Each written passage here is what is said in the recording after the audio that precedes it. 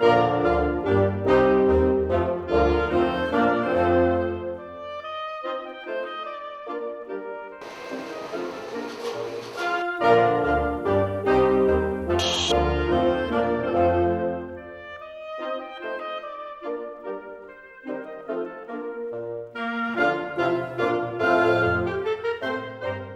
name is John Canning. I'm one of the principals of the John Canning Painting and Conservation Studios, based here in Cheshire, Connecticut. Our studio was founded in 1976. During the last 30-odd years, we've had the good fortune and privilege to have worked in some of America's finest historic buildings and interiors, including many state capitol buildings, our nation's Capitol building in Washington, D.C., the Treasury Department,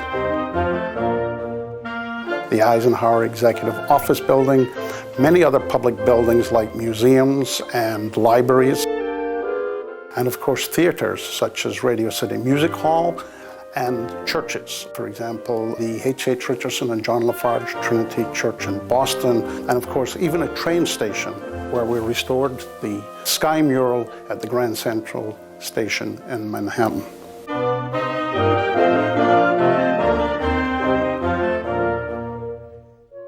My name is John Trusino. I'm an architect with Kling Stubbins in Philadelphia, and the project that I'm working on currently is the restoration of the ballroom at the Academy of Music in Philadelphia, Pennsylvania. Right, the Academy of Music is a historic landmark. It received its status in the early 60s. The building is 154 years old. It opened in 1857. Our bid package included a portion of work that was design work as well as just the actual execution of the work. We searched for a number of probably weeks trying to determine whom we should hire and partner with at the very beginning to orchestrate a paint study of the room and to try and discover if it was possible to unearth how the room was originally painted.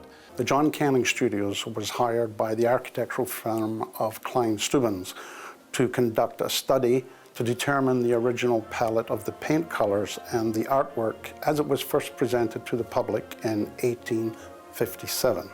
The restoration study consisted of 3 steps. First, there was archival research, which was done mostly by Kling Stubbins. Second, there was the in-the-field investigation. And third, there was the scientific analysis. We found one photograph in the archives from the 1860s. It illustrated sort of the decoration of the room and the way in which the room was assembled. It had clearly been painted fairly consistently on like a 2 to 3 year basis from its very beginning. We could tell that through just very cursory examinations of the millwork and the moldings, which had been painted so often that all of their definition and detail was gone. It was blurred by just layers and layers of paint. These exposures in many cases were just ghostings of the original artwork, and we were successful in exposing this artwork. These samples were documented from the areas they came from, and they were sent to Richard Wobers at the winter tour at the University of Delaware. Richard microscopically cross-section analyzed these samples, and he was able to identify the original paint and the original colors. A report of the study was compiled and sent to John Trusino for his review. Once the paint study was completed, we actually made the study part of the bidding set of documents that we produced to try and figure out who we were going to hire to recreate the patterning within the room. And we were the successful bidder on that. However, that was not just the end of the story. We went through a series of interviews with the architectural firm to establish what our approach would be and what our philosophies were. Our approach to replication, historic decoration, and artwork is to try and use the original methods of execution. That is to say, the methods that was used by the craftsmen and artists in the past. And that is our goal to do that. We don't try to reinvent the wheel or come up with any modern electronic gadgets that will take place of the craftsman's hand. And I think that is where our studio is unique. During this mock-up, there was discussions about the subtleties and nuances of the colors.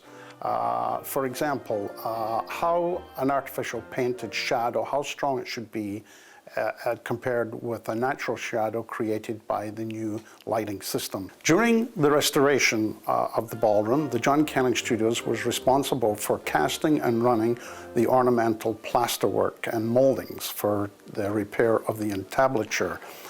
We were also responsible for the paint removal, and of course we were responsible for the wall preparation and eventually recreating and reinstating a copy of the original artwork of 1857. But there was two types of, or two styles of painting involved.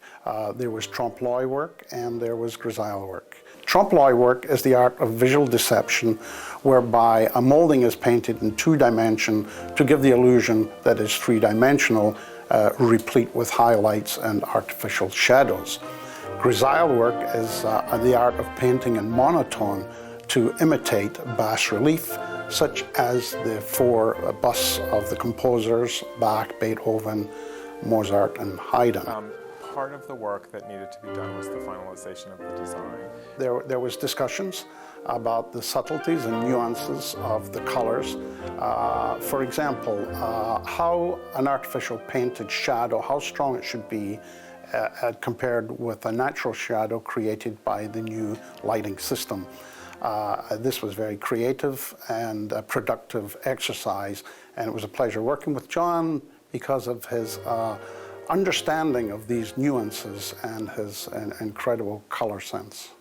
We knew where the patterns repeated, and we knew what the variation was. So we had, shapes of wall space coded back to the photograph that we had, and we had a sense whether these 7 were figurative, these 7 were just a floral motif that just repeated.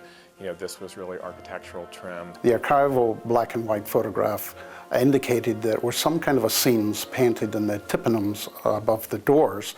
In our field investigation, we could not find any such evidence. So therefore, new scenes had to be created. John Trocino, in consultation with his clients, came up with the subject matter, which was Mozart's 7 operas. We then created scenes of the operas and painted them on canvas here in our studios. Towards the end of the completion of the restoration, we installed them in the tympanums above the doors. There are 4 oculuses in the lower vault, which originally were to have just a floral element in them. But as I continued to look at the photograph and zoom into it, I was sure what I was seeing were actually the heads of people within them. And so as we looked at it, and then finally John sort of agreed, some of his painters looked at it as well, and they thought that they were heads as well. And so with the introduction of these sort of portrait-like heads within these oculuses, it's really transformed the decoration, made it 100 times better, more interesting, and it's actually tied back to what this facility is, which is a performing arts building. The fact that the drawings are of composers that would have been famous by the time this building was constructed has meaning to the orchestra and to the building. There was one conjectural area where we had some fun.